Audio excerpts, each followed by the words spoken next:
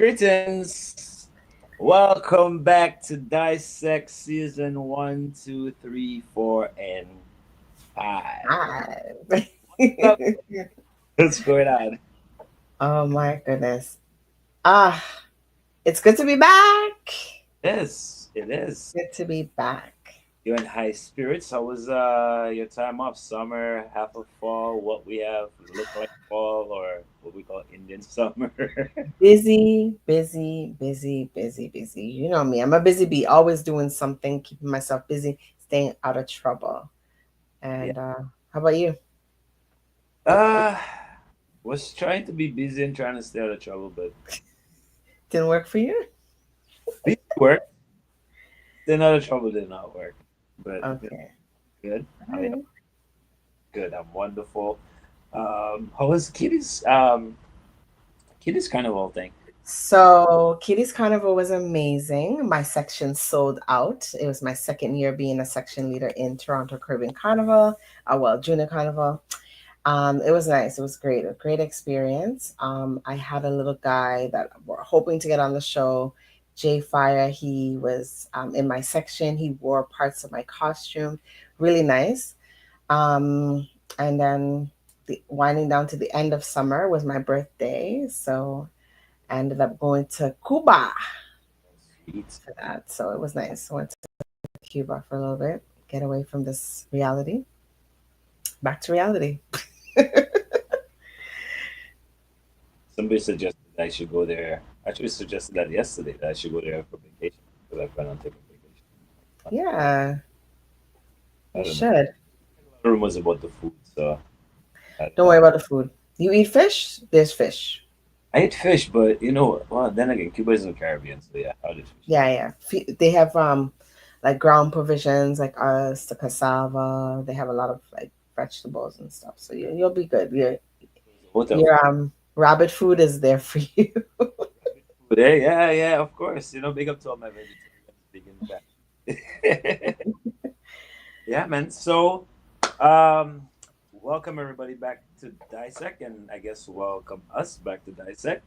And this season, I guess we're coming in with a different approach. We're actually interviewing one of the family of Dissect, right? Yeah. Yes, this time the guest was like right there. Um, you all know who he is. I'm not gonna sit down there and give you the whole dilly dally. This man does a million things, but A I think plethora of things. Yes. yeah. This morning on air, I had to say, when does he get time to do anything else? And you will see who we're talking about. You will see how many things he really, really does. And I guess we're gonna bring him on now, or we'll be back in a few seconds to bring him on. I kind of forgot how this worked, Jay. You're so silly. It's only been like 6 months. Come on now. This is a lot of time. I told you I had to, navigate me staying out of trouble and staying busy. Yeah. Our little intro will come on first and then we'll bring on the guests. So I guess we'll be right back in a few seconds.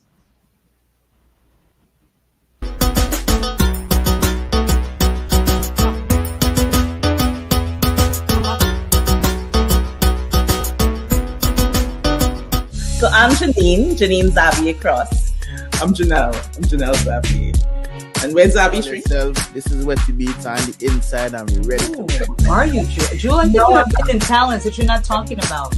I just get put up the bar. Ain't no bar, Mr. Drum. Yeah. I can honestly say that they've done such a good job with hospitality and welcoming all people in. Well, Samantha Moon. So my name is Claudette Alona People. I am Selena. And then that's how it started. When I came home, My name is Pumba, stage name of course. Well, I was born in Spanish Town, Jamaica. I am Evelina Blanc. I am a mother first. I think I'm a really wonderful friend. And a really great business. I gotta be ready because you're like, oh, she picked that. No, I didn't. Yep. I am Kendra Stevens. I am Rena Charles, aka Mystery. People forward in victory.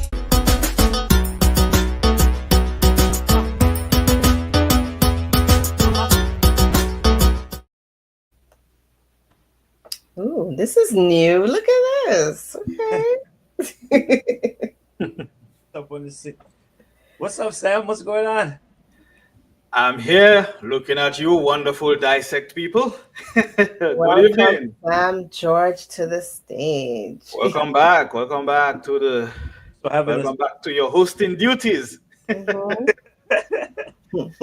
This is going to Yeah. be different because this is the boss. This is who controls. Sam, okay, hold on. So you see, this is why this show is going to be different, okay? Sam is the guest tonight, but Sam, you're working right now as the guest. Technically, I am. Yeah. Yes, he doesn't rest. He doesn't rest. That's interesting how that works, huh? I know. I was waiting to see you about that. I'm like, so who's gonna produce the show? Who's gonna be the cameraman for the show? And I guess I do my own production. So once we're doing something on TDN Network, I usually end up doing the old production as well. So Yeah. it's all part of it, man. It's all good. It's all good.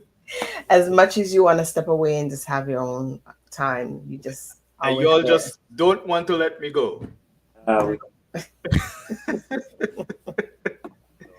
gonna have to play roll the dice or flip a coin with Drago eventually. I say Drago. Oh. At some point, right? Sorry, Anthony. He's gonna have to choose a side. Yeah, it's I mean, eventually, you all will get somebody to, it's okay. I mean, we can train someone. It's that would be good. The thing is, I see TDN Network as a building ground. There are many people who we have actually trained who went on to do their own thing, and that's okay. I mean, if people stay on as long as they want to stay on, they are welcome. But if at some point you decide you want to go do something for yourself, that's okay. Because I just think it's a not-for-profit, how I call it. It's a non-for-profit network, right? So everyone volunteers their time, and we appreciate that, Thompson, Anthony, and myself. But so if you can use what you have done on TDN Network to make income for yourself as well, that's great. I mean, Island Therapy, case in point, right? So we know that they help to bring you guys some gigs and things like that. So if you can build something out of that, out of the training and practice and everything you get to do while you're here, all well and good, man. And if you decide to move on later on, that's fine too. I mean, I know Novi not going anywhere. I mean, TDN is like Novi's birthday, right? Baby, right? So yeah, his what? It's yeah, navel string was cut here. Yeah, exactly. I'm one of those family members that make sure the house is good, but I could go do a million things that make sure I'm good. Yeah, exactly. So yeah, I mean, for me, loyalty is everything to me. And I believe in appreciating people. I believe in giving people credit for whatever they do, no matter how small it is. Right? Because if someone contributes positively to your life or to whatever you're doing, they deserve credit for it. Thanks. And whether credit doesn't always necessarily mean monetary. It just appreciating the person's work and being willing to tell someone great job or thank you for the idea. That's a great idea and I love it, and whatever the case may be, just making them feel like you appreciate them. I think that is sometimes that is even more important than monetary compensation, because if I do a job for someone, they pay me for the job. That's it, we don't have a relationship after that. That's it. In most cases, right? Unless it's a long-time customer or whatever the case may be. But in most cases, when someone pays you for your job, for whatever you do for them, they owe you nothing after that. That's facts. Yep. But if you build a relationship with a person, you can continue to grow together. You can learn from each other. You can rely on one another. You can help one another. And I think if more of us did that, maybe the world would not be so crazy. Yeah, definitely be further, right? Yeah. Yeah. Well, Sam, you Hold on, Joella, sorry, before you continue, just so yeah, go ahead. reiterate how much we appreciate you and Novi here, for hosting Dissect and putting everything together. Because Hmm. I just think it's important to give people their flowers while they are still alive. Because Thank you. I've after learned they a are lot. dead, after someone's dead, they can't hear you. Yes. True, Well, true. It's just crazy. well, Yeah. we appreciate the flowers, sir. And you're gonna get Yes, on. thank you. Yeah, I mean, it's all of you all who What make. color are your flowers, Navi? My flowers? Mine are pink. You all pick whatever colors you all want, whatever your favorite color is. I'm wearing flowers today. Mine is green Yeah. and but touch of red. Yeah. Figure it Well, out. thank you. Appreciate that. Yes. So Sam, we are here to talk about your book tonight, but I want to talk about so many other things that's you've been doing. Like, Well, you got me, man. So All right. I've had it. I'm gonna ask you a question. I mean, I'm not gonna sit here and introduce you to anybody, but I mean, growing up in Dominica when you were younger, because you're doing so many things, what is it that you actually really wanted to be? What did you see for yourself as a child growing up in Dominica? Mm, that's an interesting question because That was a loaded one.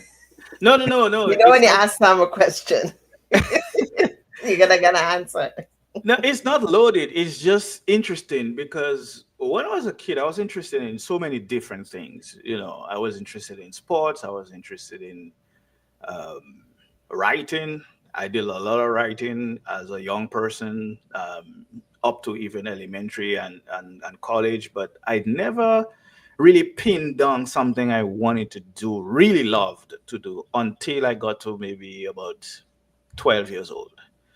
Okay. And that's because an uncle of mine came back from England when I was about 12. And this man, I admire him because he was a jack of all trades and a master of all. Hmm. Not the jack of all, but master of none. He None, yeah. mastered everything he did. He was an electrician. Well, he's retired now. He's still alive, but he's retired. So he was an electrician, a mechanic, a builder. He could just anything he wanted to do, he could do it. Farmer, everything. And as I said in an interview I did a few weeks ago, my dad basically taught me how to nail a nail and how to use a hammer and a saw. He taught me how to wire a house. Okay. The mechanic thing, I never really took too much to it because I just find it was too much grease. That doesn't mean I cannot, do something on an old fossil in the Honda. I used to have what to do. So that doesn't mean I can't do something, but I wouldn't call myself a mechanic, by any stretch of the imagination. But by the time I was 14, 15 years old, I could wire a house already on my own. Okay. And that's thanks to Uncle Oliver. And I just find, so that's what I was interested in. So that's why I went to trade school for. And because of the way Dominica operated at the time, you had to do additional subjects, if you will. You couldn't just simply do electricals. You had to do, I had to do electronics, what is it called? At the time they called it servicing electronic systems. Okay. Which basically meant repairing or circuit boards or building circuit boards and repairing TVs or radio, things like that. That I never really did, but I can still do it. I mean, I have a 65-inch TV in my living room that I repaired almost 10 years ago. Wow. Still going, no problem. All that was wrong was the circuit board was messed up. I just replaced it. So my point is that that's one of the things I loved about the Dominican education system, where you had options. You didn't just go and specialize in one thing. You could do multiple things. And so, I did electricals, electronics, and computer science. and those were all separate things, separate subjects. So I spent almost 20 years doing electricals. Okay. And then I got a little bored of it. So I decided, you know what, I can fall back on my computer skills and started doing stuff with computers, started programming, building websites, developing websites, designing, uh, and then now we come up to designing plugins and things like that, do a little more complicated software. But so that's what I'm focused on right now. And then the media production and so forth. That came to me almost by accident. I had no idea. I didn't really have interest in the media per se. I wasn't interested in broadcasting. I loved listening to the radio, of course. I loved listening to the old guys, the other Dominic. I don't know if he can tell you about those guys. Everyone knows those guys from the 80s and the 90s on the radio. When you hear their voices, you know their name. You don't know the person in most cases, but you know their name. Right. You hear that everybody had a distinct name or a distinct sound, rather. No one sounded alike. You know, for example, Steinberg Henry's voice belonged to Steinberg Henry. No one sounded like Stein. My good friend out there in Atlanta, and these other guys, Ted Daly, Felix Anderson, all of these guys. Each person was unique. Unlike today, everybody's trying to sound like everybody. Right. And that just annoys me. You know, just be your own self, create your own path, because all of us don't have the same path, you know. So, right. But here we are. Yeah, and you are a jack of many trades. Radio dramas, an author, a broadcaster, executive producer of a show. Yes, a dad. So you do. I know a husband. So that's a job. Those are two jobs in itself, right? Well, yeah, those are two. Yeah, exactly. Those are all jobs in themselves. So But before we go further, let me just shout out. I see a few folks who are tuned in on our Instagram. I see Kels John there. Jones Murphy, a few folks. So wherever you are tuned in, thanks for joining us tonight on the the 5th season of Dissect, episode 1 already. This is so cool. It's who would have thought? I just I think this program, this show will go places, or is going places. I think we just have to keep building and keep working at it. Yeah. And we should be good to go. We should continue to build interest. I think we have a very good program. I think too many programs look the same, and everybody talking about the same thing. Everybody doing reactions to something else. The trendy stuff. What's happening? Yeah, social media is very trendy. Yes. But I like how we do our programs. We do it in our own way, our own style, and we try to keep it original. And that's what I love about we are innovative. And now you remember our TDN slogan, right? Don't let me say it, because it's what is it? We originate, duplicate. Duplicate. Yes, I have heard you guys say that before. So, proud of there you go. But yeah, thank you, Sam, and even thank you, Jay, and the rest of the team that we're still here. This is just let's go on live, and 5 seasons later, here we are. Yeah. I didn't even realize I would be on for this long. I came on season 3? I'll be on the next day. What are you talking about? The next week. Yeah. Yeah. Thanks for trusting me and being, having faith in. Was too, because they're the ones who are actually watching it and sharing it. And speaking of sharing, we made everything simple for everybody this year. It's just CDN TV on YouTube, Facebook, Instagram, wherever, and Dissect TV, same thing, wherever. So you can just Dissect TV, YouTube, and subscribe and all that stuff. Yeah, just search for these 2 things and you'll find it. And either one doesn't matter, because it's all, it's one family. So, check it out. To us, invite a friend, tell a friend to tell a friend. That's a very interesting program. You can learn a few things about our guests. I say that like I'm not the guest. Yeah. So we want people to know a little bit more about you, and I think Novelist, you just were about to ask a question. Just having conversations, saying that Yeah. where he is, he's on the fence. He's working. He's the guest, so he's marketing himself and the show at the same time. I want to know when he had time to write this, because I've been trying for, no lie, maybe about 10, 15 years to write a book. And I've heard stories about that. But how were you able to write your book and do all the other things that you have going on in your life? Like, how did that come about? I think it's about prioritizing to an extent and deciding you're going to do this and you're going to do it right now. Not procrastinating. Because the thing about writing is that I realized, first of all, I didn't write for over 20 years. And when my friend Nicole asked me to help her to do Redemption Road, that's what kind of sparked or rekindled my love for writing. And I haven't stopped since. And that is since 2014, 2015, I think. Okay. Yeah. So way about before the pandemic, because Redemption Road's last season kind of ended in the pandemic. That was season 5. So that would be 4 years before. So, so that would make it 2018? Yeah. Wow. Yeah.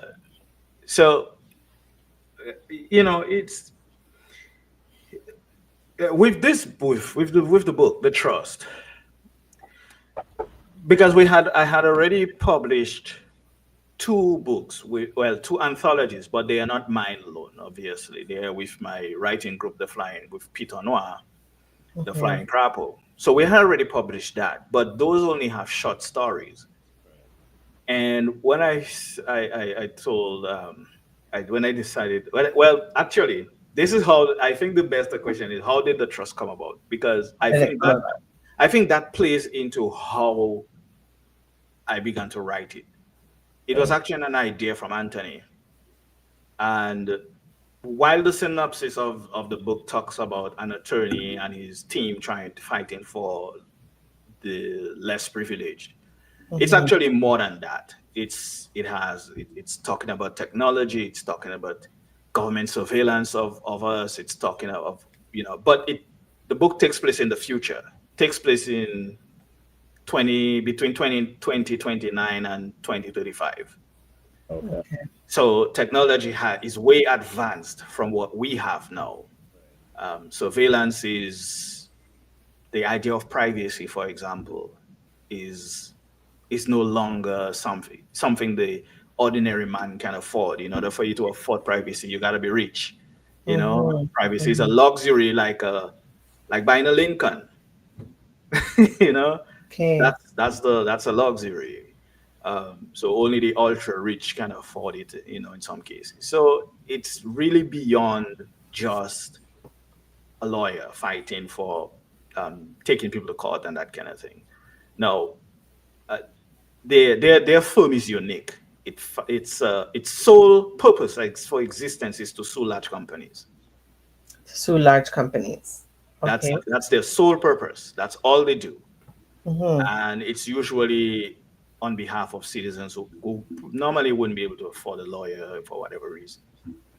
But there's espionage as well in there. So it's not a book about lawyers. It's a whole total book of different things are happening with the same people and the same characters.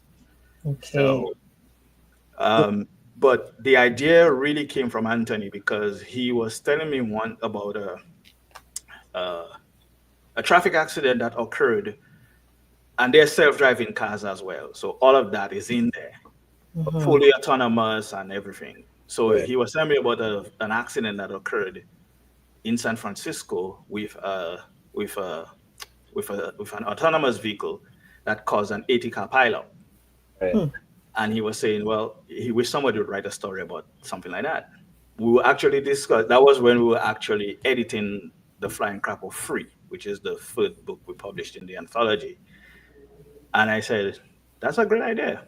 So I started writing it. So it began talking about an autonomous vehicle, and then it evolved into something completely different. Mm-hmm.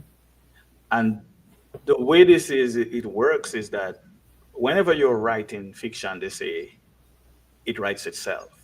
Mm. You get the idea, or you may have an idea as to what you want to say, but the book or the story practically writes itself. And then by the time we were done, we ended up with The Trust, which is a mixture of just things that are happening in society, but fictionalized and exaggerated, and that kind of thing. But so basically, to write, it just, you got to decide when you want to do it. It's whatever is comfortable for you, and you can't decide based on your schedule, because if you do, you will never do it. Right. I believe that. Well, obviously. You won't do it. You will say, well, I'll wait until my schedule clears up, and you'll never get there.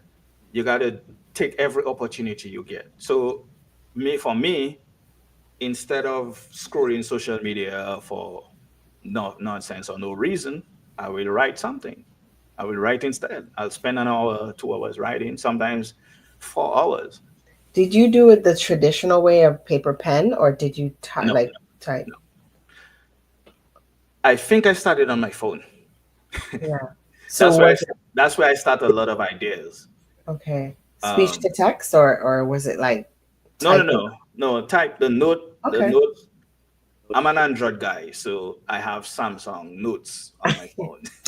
Okay, well, we have speech to text on iPhone, and that's how I started mine. I'm not a fan of those other people. We have notes. Jesus, guys. But yeah, so I just start on my Samsung Notes. When the idea comes, I write it in, and then I'll just transfer it to my computer from there. Or sometimes I'll send it to my editor and I'll ask her, "What do you think about this idea?" And she'll either say, "Great, let's see where you go with it," or she'll say, "No, try again."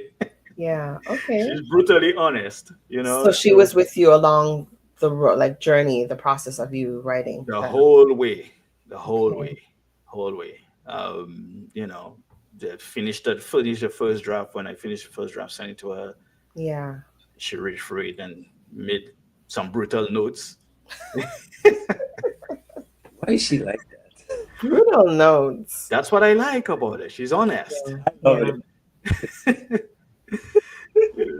And then I have to grab my copy. I didn't grab my copy. I see that there's a review that was written by Miss Simone Mathieu, PhD here.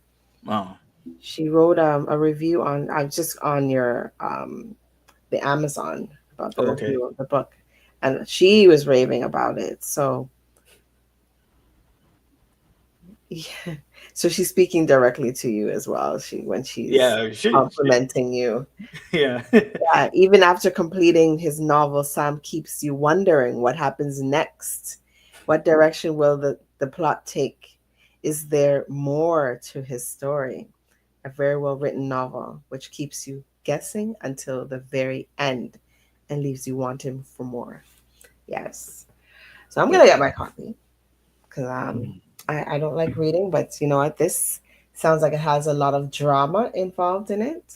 And so what Miss Matthews saying that is there intentions of continuing this book later in the future, or something of that, because one of the characters, so basically most of the characters are based in the United States. The main hero, he's from New York, but one of the characters, basically his best friend, was originally born in Dominica, in which I call Whitey Kuguli in the book. I like using Whitey Kuguli in my writing if I'm talking about Dominica. I just love that original name of Dominica so much. What is it? Say it again. Whitey Kuguli. Whitey Kuguli. So is Yeah, that an that's indigenous name? yeah, that's the Kalinago name for Dominica. Okay. So yeah, I love that name so much that whenever I write something, fiction, of course, I use White Kubuli instead of Dominica. Okay. So one of the main characters is he's part of the team. He is originally from Dominica. So when at the end of the story, essentially, something happens and he has to make a decision whether to go down there or not. I won't tell you all what happened because you got to read the book to find out. Read the book. Yeah. But so I try to tie in the homeland, in whatever I write.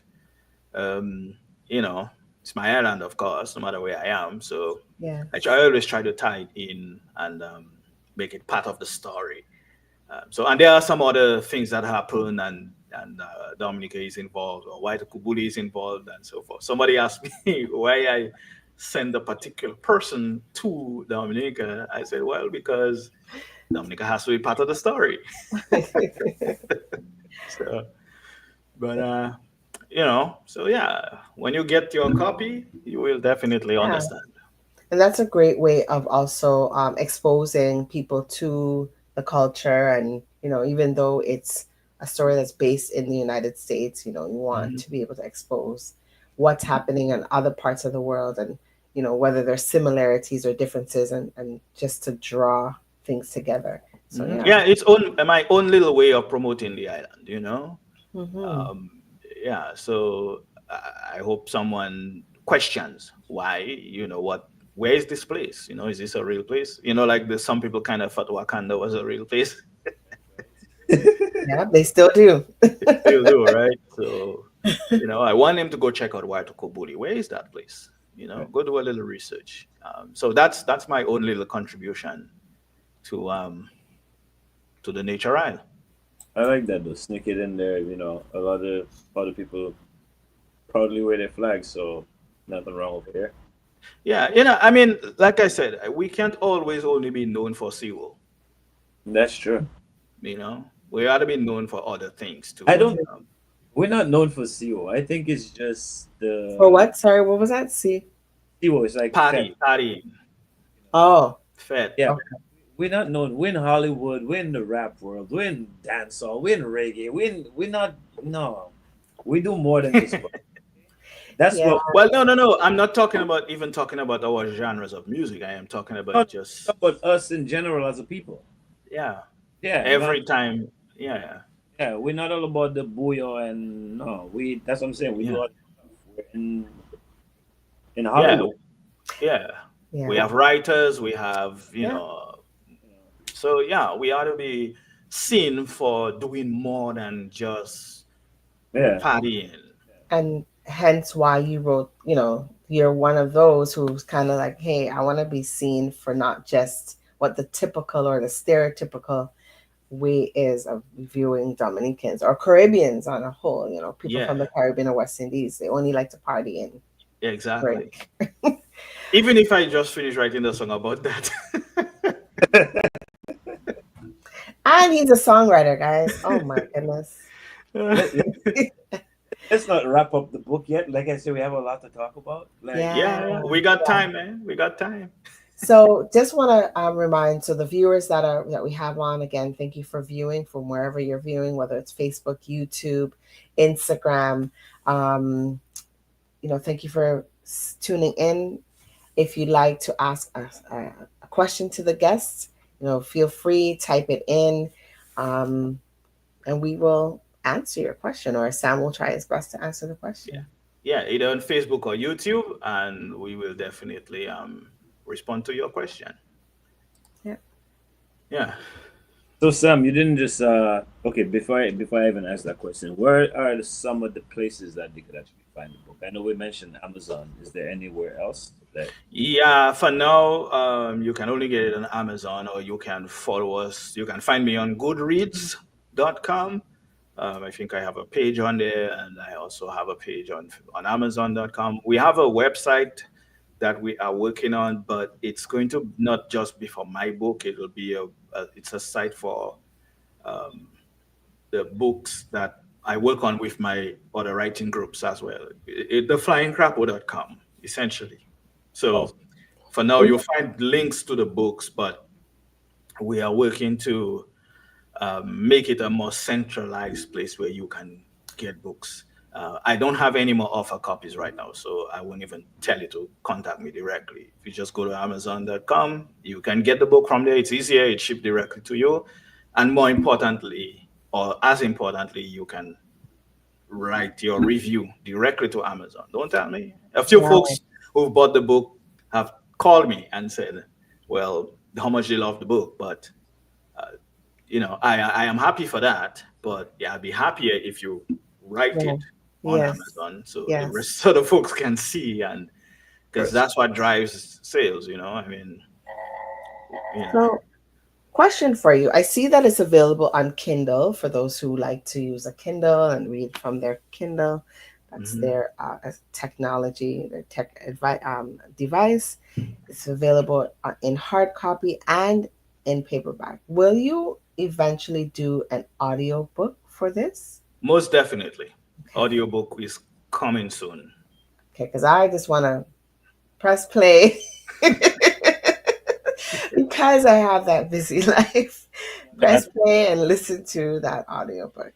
But yeah, that's all great. But I think it's good. It feels great to have a physical book in your hand. I love a physical book. I mean, when I want to look smart, I do that. It travel with the book. Yeah, it's about looks now, huh? It's the image. It's the image. So I know, Sam, you had a busy summer because I've had a busy summer, and you try to keep me busy for the summer too. I have a two-part question. Sure. You're now into songwriting, and we're not just talking about songwriting like, okay, he's writing zouk, or he's writing reggae, or he's writing hip hop. No, we're talking about sound writing all across the board.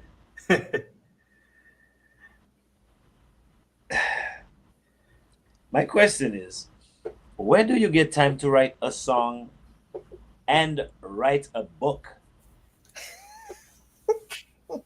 That's one part of the question. And work and be everything else. So this question has layers. It's like a onion. So well, that only gonna make me cry, man. Yeah, figure it out. So where do you get the time? And like I said, the reason I'm asking this, it's not like Sam has sent a lot of music to me, and one of the songs we actually previewed last week, a reggae song. He's writing reggae songs, and you would think, okay, this is probably like a reggae artist from Jamaica who wrote this. Then the man sent me zouk song. I don't understand French, but I feel French, if you know what I mean. Like you plenty of us. Yeah, it's just like we don't understand West African languages, but we love soukous music. Right. Yeah. Oh, same thing. Yeah. Send me a song, and I'm like, yeah, that is it right there. That's the zouk, right? That's Wow. Sam, where do you get the time to do all this? I just see it as a blessing, man. Honestly, I don't even think about it. And I think too that now it's really just my wife and I at home. Our oldest is out doing his own thing, building his own family. The younger one is off in college. Good job. Yeah, times. Yeah, you're empty nester, so you have lots of time. I don't know. For a person like me, I don't know if I say I have plenty of time. I just take time to do what I want to do. Sometimes, and the thing is, because I work for myself, I think it's a lot easier. I don't spend a lot of time in traffic, and because so if you spend a lot of time in traffic, you understand. At least, I mean, I haven't been doing that for about 20 years now, so I'm pretty free essentially to decide what I am going to do with my day. And so sometimes, if I'm working on a book or I'm working on a story, I'll decide, okay, you know what? On Tuesday, I'm going to take the day and just write. I'm not going to work on anything else, except if it's an emergency or something to do with the business and they need me. For the most part, I'll take a day, whatever day it is, and decide that's what I'm going to write. Or if I decide I'm going to do that half the day, so I get to my office around 10 a.m. and between 10 a.m. and 11 or and midday or 1, I'm writing. I'm working on a project. And then in the later afternoon, I work on something else. So that's pretty much how I do it. And then sometimes too at night, that's where a lot of my ideas come to me. Right. When I'm relaxed and whether I'm just resting on the couch or watching the TV or whatever, and that's when I am reflecting on the day. That's when I'm reflecting on the past few days and things that happened, things I heard. And if it can integrate into a book or a story or a poem or song, something that I'm working on, then that's what I'll do. Sometimes a song idea will come to mind. I'll just start writing my notes again. I mean, if you look at my notes on my phone, it's one of the things that takes up the most space because I have so many things on there. Some of it, I started a poem or I started the song on there, but I finish it on my computer. I still have the original beginnings of it, So, I think I guess it works all well, I just try to fit it in where I can. Sometimes my wife is talking to me and I'm not hearing her because I'm writing something. Sounds like my husband. I write it and she's like, did you hear me? Men are really good at ignoring women. Anyway, that's another topic for another day. We're just busy. Our mind is logical, so it's going, and things got to be done. Lord. Women. So just listening to you, Sam, it really kind of, to simplify it, it almost sounds like you make it like a part-time job for you. So you're doing your job, but you're doing this other job and you're focusing on it. You're putting your energy in it because you want to see something fruitful come out of it. It's not only a hobby. It's not just a hobby. It's almost like a job. Like you put so much effort into it. Definitely. I take it very seriously. I've always believed that whatever it is you're going to do, you got to do it to the best of your ability, whether you were getting paid for it or not. Because to me, I think when you do something and you're not expecting, like it's not your 9 to 5. If you do that and you do it the best you can, no one can fault you for not, for not being, what's the correct word? No one can fault you and say you didn't try. Well, put it that way. So I whatever I do, I take it seriously. I just think that you got to put effort into whatever it is you're doing. You have to put your best foot forward, to use a cliche. You just gotta work. And I believe in working hard. I am a confessed workaholic. We know that. Yeah.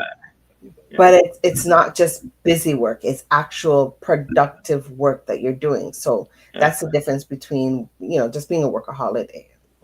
You're doing productive things, and and it's doing, and the thing is, right now, to me, everything I'm doing is they are things I love to do. Yeah. I love working with computers. I love programming. I love writing. So I think it doesn't really come as work when you love what you're doing.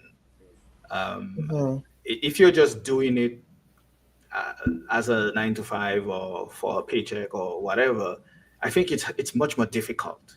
Yeah. It's much more difficult for you to get out of bed in the morning, and then you have to go be in an office or be in the field, wherever you work, and be among a bunch of grumpy people who don't like you and you don't like them. Yeah. But thankfully, I like everyone I work with. I've been working with for the last 20 years. I like all of them. So how you clean that one up real nice? If And you're what? talking about you cleaned that one up real nice. You said, "Oh, thankfully, I like everyone that I'm working." No. I'm I'm being just joking. perfectly honest. I'm telling you, I like everyone I'm working with right now. Well, So that's good. That's a blessing to be able to work with people that yeah. you like. You know. But yeah, so that's my point, right? Yeah. It's not always about the paycheck. Yeah. Sometimes it's about just doing what you love to do. Yeah. You know, Absolutely. and if you are doing what you love to do, then It comes easy. it doesn't count as work. Yeah. It certainly it feels much easier, For you sure. know, And and not that many people doesn't can matter say that. what. Yeah, it doesn't have to be artistic. It doesn't have to be writing, right, painting. It doesn't have to be any of that stuff. Singing. It doesn't have to be any of that. You Yeah. can be an accountant, and if you love being an accountant, you love being the wrong numbers. If you love that and that's your occupation, you're gonna do better. You're gonna feel better about yourself when you go home at the end of the day, when you accomplish something. But if you're doing a job you hate, you'll never be happy. You'll always be stressed out. You'll always be anxious. You'll always be, you know, every day you gotta say, boy, I forgot around these people, and you know, Did you make around you miserable? it's just human nature. Thanks. Wow. All right, so back to my onion peeling. Because I write I used to write. And I know that writing comes sometimes with, like, you have to feel a vibe for music anyway, right? So is that the same for writing a book? Do you have to feel the present, or you can literally go in with, let's say you have, I don't know, a paragraph, a page already started, and you could just continue off that? I think it's the same, because if you're writing a fiction book, you got to create characters, and you have to know your characters. You have to feel your characters. You have to create your character like they're a real person, even if it's fiction. Like they have real lives, or they have tangible lives, because you want your reader to feel like they are in your world. When you write a book or write a story, you're trying to draw people into your world, not necessarily your way of thinking, because what you write may not be what you think. Those are really two different things, because as I said earlier, sometimes when you begin writing, the story usually ends up writing itself if you don't fight it. And that's what happened with The Trust. It turned out to be a completely different book from what I originally intended. But it's just the way the characters were developed, and or the way the characters developed as we go through, as the book progresses. So yeah, it's the same thing for writing a song. Or a poem. And as you know, writing a songwriting is poetry. So they are one and the same. So it's just, I think you can tell when a song is written by someone who really enjoyed writing that song. Yeah. Or a book is written by someone, you can tell that the author really enjoyed writing this book. You can always tell. If you are if you read enough, I would say you can tell the difference. I've read some books and I'm like, nah, this person didn't really want to write that book. It's like somebody forced them to write it. But I agree. I've never thought of it like that. I've never really thought of it like that. You could actually feel the realness of what you're listening to or what you're reading. Yeah. It's like an actor getting into character and actually researching about that character and just emulating that character. Like you. And every book needs research. Every author needs to research their topic. Yeah. And whatever, even if you're writing fiction.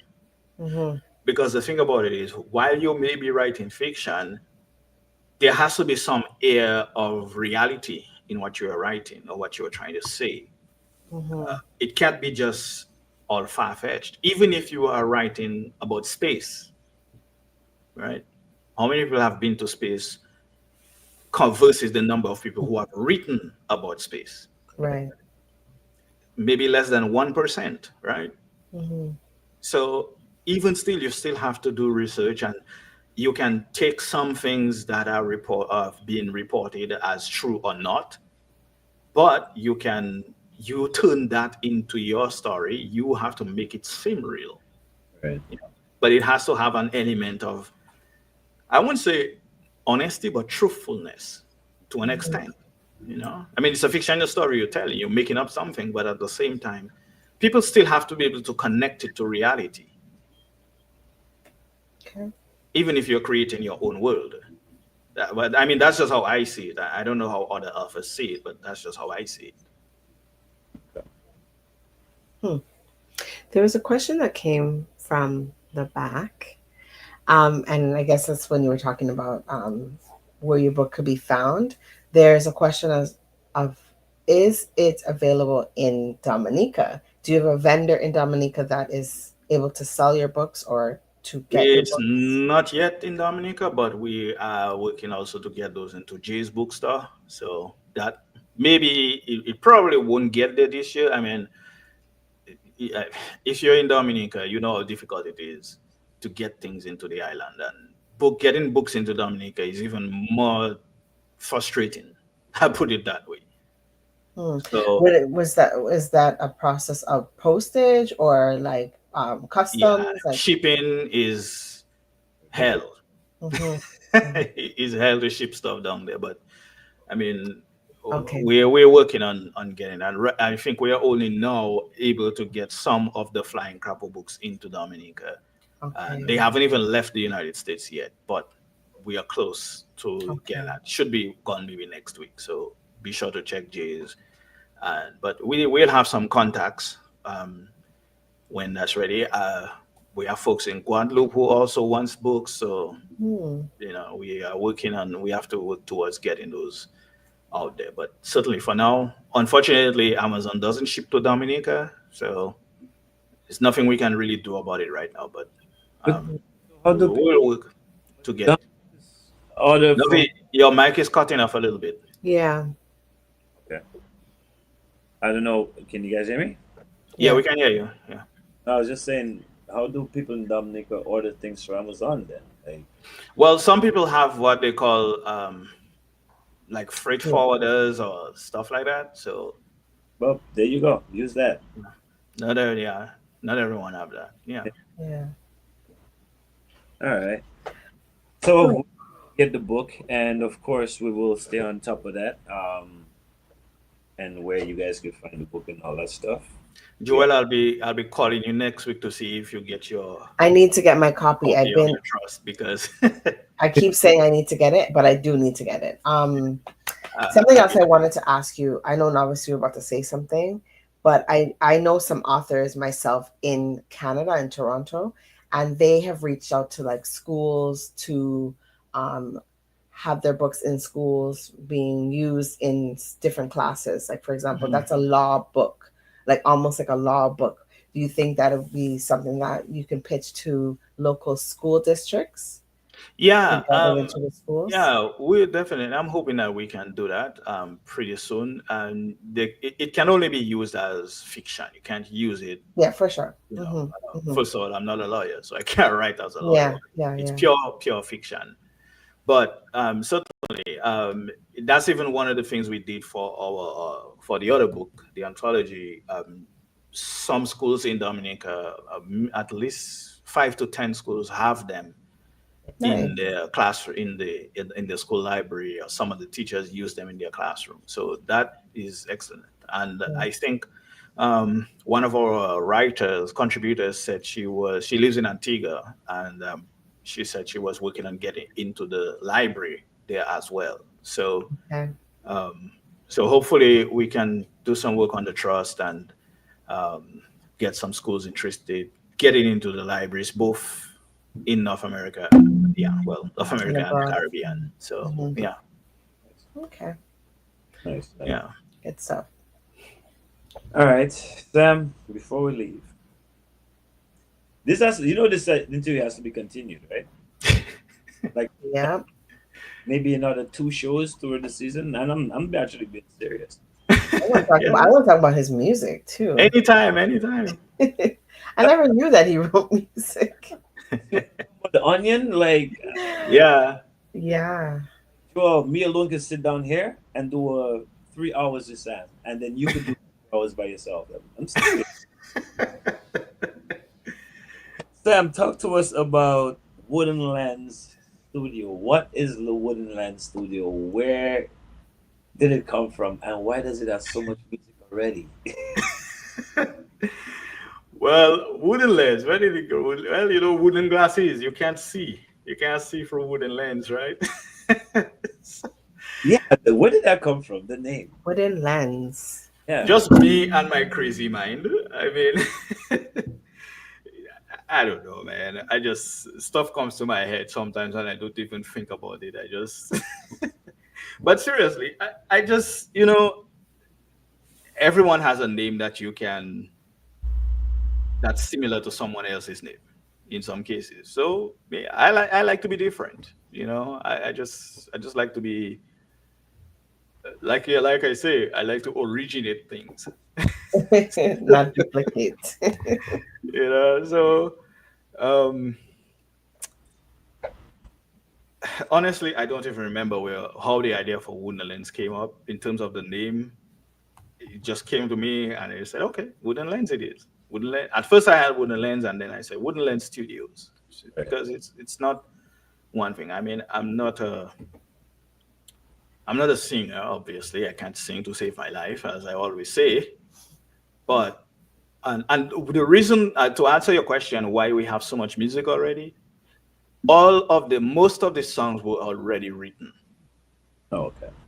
And I'd written most of the songs since maybe around 2022. Oh, okay.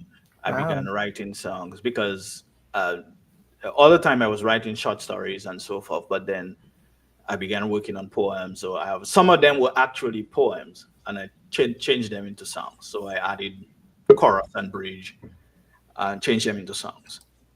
So that's the reason why we have so much already. So it's not, and then I write a song almost every week. I try to anyway. All right, an original cartel here. What's the You're like, that's talent. That's sheer talent because. I mean, I have some people who are supposed to be working on some songs I gave them. I ain't calling name. I ain't calling no name. Throw me con, me ain't calling no far. Yeah. If I could sing, I'd sing them for you. I know it's gonna be good. I mean, I think about 2 or 3 artists, singers that I've written some songs for, and they are supposed to be working on them. So hopefully we can get those published pretty soon. So, I just think, and obviously you talked earlier about not just writing one genre of music. I think that anybody can write for any genre of music. It's just a matter of ideas. And sometimes some of the songs I wrote, I had no idea what genre they would be in. Right. I just wrote it. And then it's when you begin to work on the music, you realize which genre it sounds better in. Some I wrote intentionally, like the hip hop, chiseled metaphors. I am still seeing that video in my head. Oh yeah. But that I wrote specifically for someone, and specifically as hip hop. But some of the other songs, they might have started as something else and ended up as being something completely different. Mm. So it's funny you use that term twice already for the night, and you're so right. I mean, you use it right in a book, and there's times where I'm sitting at the producer table with the keyboard and everything, and I just start something. I have no idea where I'm going.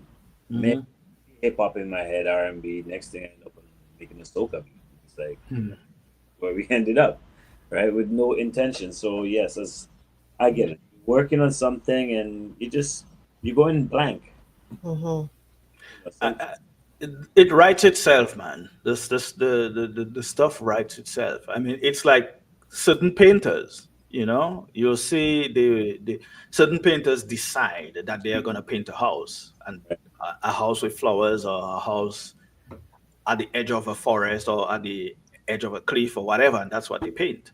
But there are other artists, painters, who they begin painting and they don't know what they are going to end up with, and sometimes they end up with some of the most complicated or complex or beautiful and most expensive art is the ones where you don't have a specific Yeah. a specific goal in mind. You just, whatever comes, whatever tugs at the heart, and to me that's what artistic talent comes from the heart, and it's based on the person and how they are feeling, or how they how their emotions are, how they just all of these things that makes a whole human being. What's in the spirit? I think that's what comes out in someone's art, whatever that art is. Mhm. That is true. I think Sam, you just helped me answer Joel and a whole bunch of other people who ask me questions as an artist. When I tell them I don't know, I have two friends that think I'm crazy when I literally tell them, dude, I don't know. Like, to write the song, I know, but I don't know where it came from. Mhm. Yeah. No. Yeah. Some. Yeah. And I'm actually serious. Like, there's times you're writing and you're listening, like, this is incredible. And I will ask myself, like, did I write that? Because that's the explanation. It writes itself. Yeah. Crazy. That's yeah. It writes. I mean, like I say, sometimes there are times you want to be specific, and you sit down and you want to write something specific. Like this week, I wrote a new Christmas song, a new Christmas party song. A parang? No, it's not actually not. It's actually, I would say, a fusion of Zouk, Kompa, and Sukus. She can sing. Okay. Oh, and there's a little soca in there as well, but it's groovy soca. But I specifically wanted to write that because for the longest while I've been thinking, for all the years we've been playing the same Christmas songs over and over, right? So I'm thinking, you know what? We need a new party Christmas song, right? Now it's part of a larger album that I'm working on with my friend and writing partner Nicole. But this one, I shared it with a few people. Shared it with my wife and Nicole herself and a cousin of mine. And I sent it to one of our DJs, but he was out today because I know he already started playing Christmas song, but he wasn't there today. So, but because I just think, we need to, I call it, we need to, them DJs need to update. Nothing wrong with the old school, I love the old school music. Don't get me wrong. I mean, that's my favorite kind of music because we know where the newer heads are. We know where the new music is. But the old school is great, but you need to sprinkle a little bit of newishness in the whole mix. Yeah. So I wrote and the music is done already and everything, and everyone I've sent it to so far said, hey, they love it. So we'll see how much airplay the DJs give it and make it do something. That's what's up. Right. Wow. We can go on and on. We're gonna have to have you back on another episode. But my next question, I'm afraid to even ask the next question. What's next for you, Sam? Or do you even know what's next for you, Sam? I don't. That's a good thing.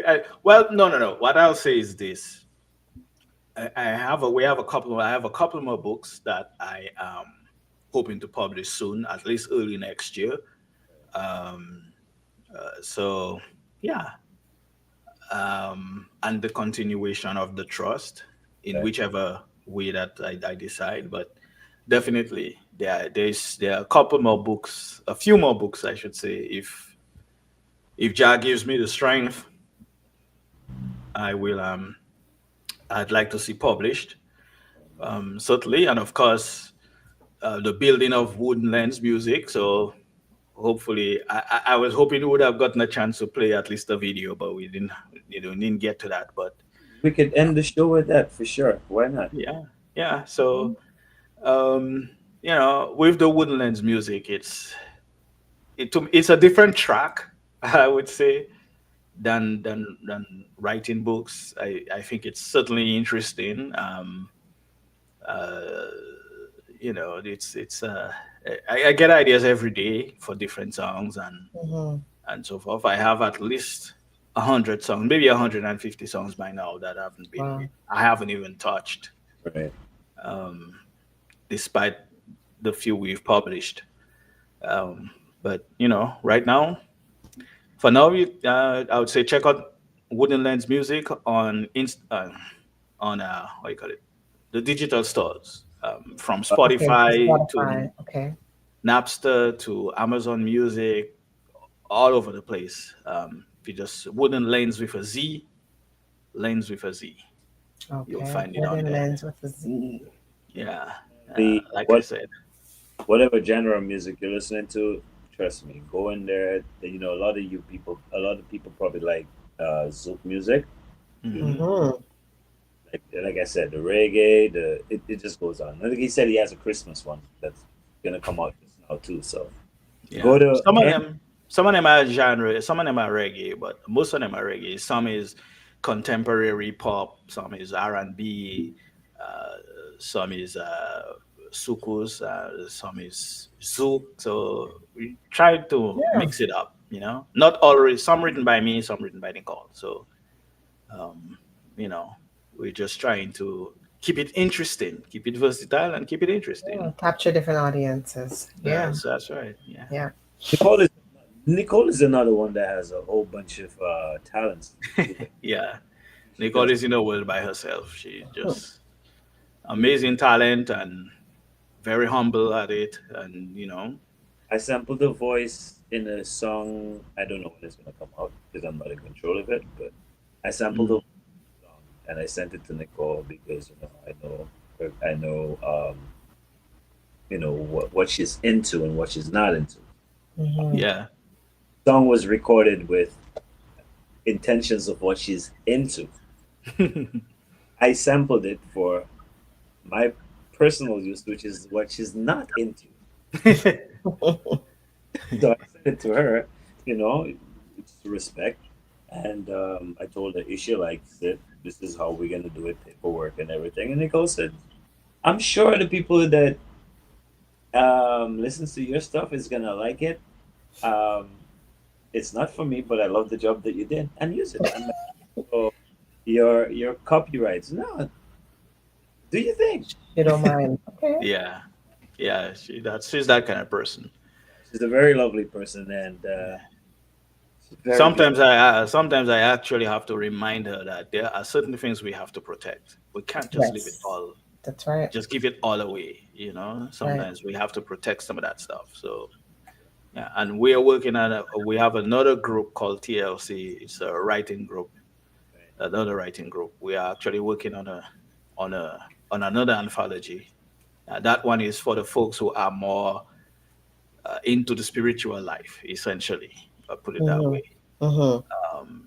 We're almost finished with it. Actually, by Monday we should be getting our print proof, God willing, and then it'll be out. Hopefully later in the week. We certainly hope to get it out before December. So, sounds like a lot of great things coming down the pipe. We can't wait. But before all of that, make sure you'll get your copy of The Trust. Yes, get your copy of The Trust. Go on Amazon. There's paperback. There's the cover. There you go. Just so you know you're getting the right thing. Yes, there's a few different ones with the title. I did look it up, yes. Yeah, and then this is also ours. This is the Flying Crapple Free. This is the third book in the anthology. But be sure to get your copy of The Trust. I believe you'll like the story. If you read it, you'll like all the characters as well, because I give the characters some depth. I try to give them some depth and make them interesting. You know, the main lead. Some people may not like his personality, but it's his personality that gets him where he is, or got him where he is today, and made him as brilliant as he is. And I wrote it that way on purpose because I wanted the reader to have. I wanted to see how readers would react to his character. I wanted to make him a little bit antagonistic to to the audience, essentially.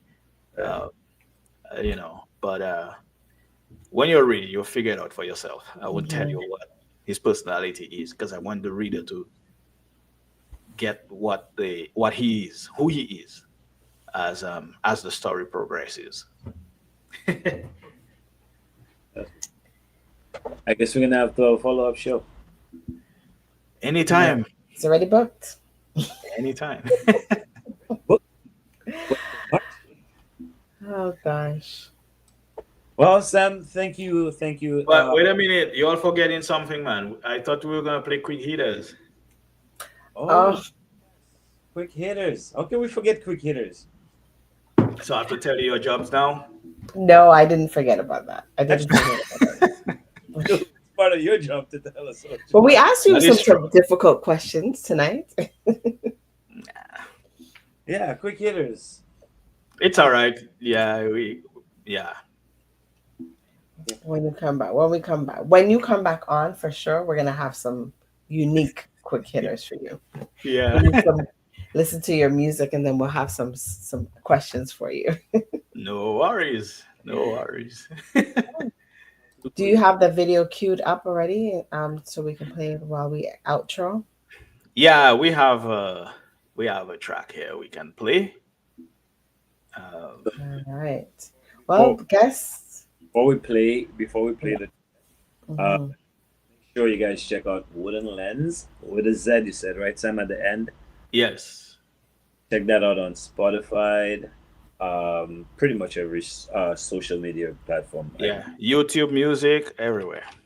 Right, and don't forget Amazon. And where else the book is? Amazon and something else you said? Amazon for now. Amazon.com for now. Okay. Then definitely go on there and look out for the trust.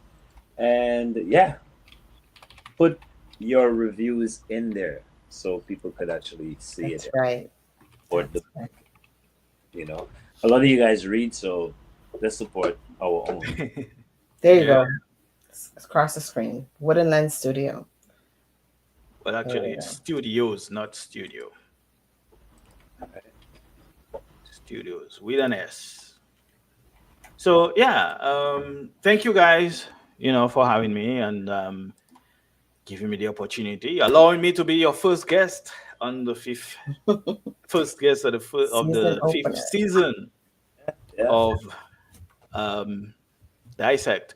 I certainly hope that I know we have some great guests lined up for the rest of the season, but definitely looking forward to to who is coming up next and the other folks who are going to be on the Dissect screen. I just hope they're ready for some hard questions.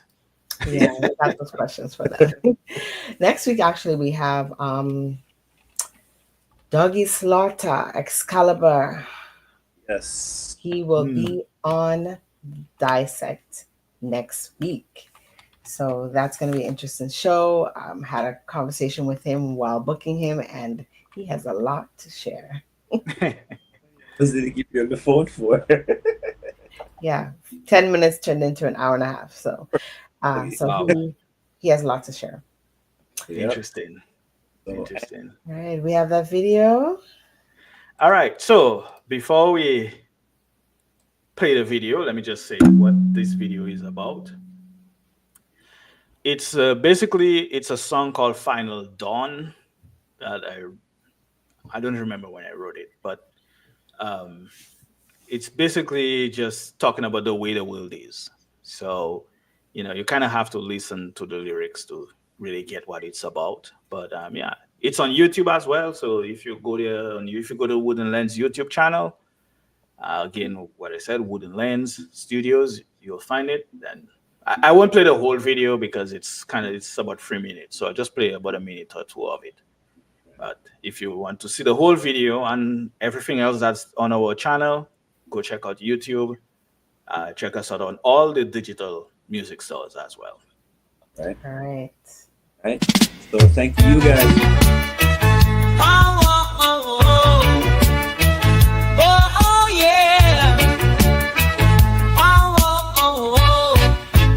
Dark clouds rolling in, voices in the wind, end times drawing near, shadows filling hearts with fear. Trumpets start to play, the world in disarray. Stars fall from the sky, tears in every eye. Time is closing in, the end about to begin. Final dawn breaks the night in the fading lights. Mountains start to shake, souls begin to quake. Oceans raging wild, lost father and child. Silence fills the air, nothing left to repair. Brother fights, brothers war, leaving scars forevermore. Time is closing in, the end about to begin.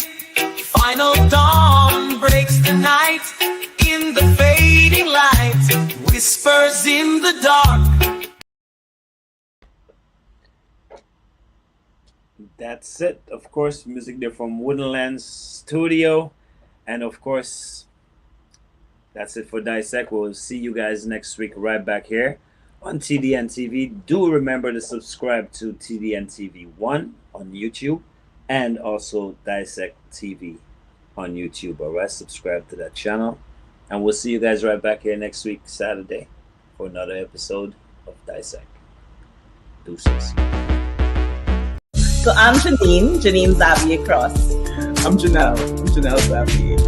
And where's Xavier Street? So this is what you need on the inside and ready to come. Are you, Jewel? I think you have hidden talents that you're not talking about. Let's get to the bar. Ain't no bar, Mr. Drum. Yeah.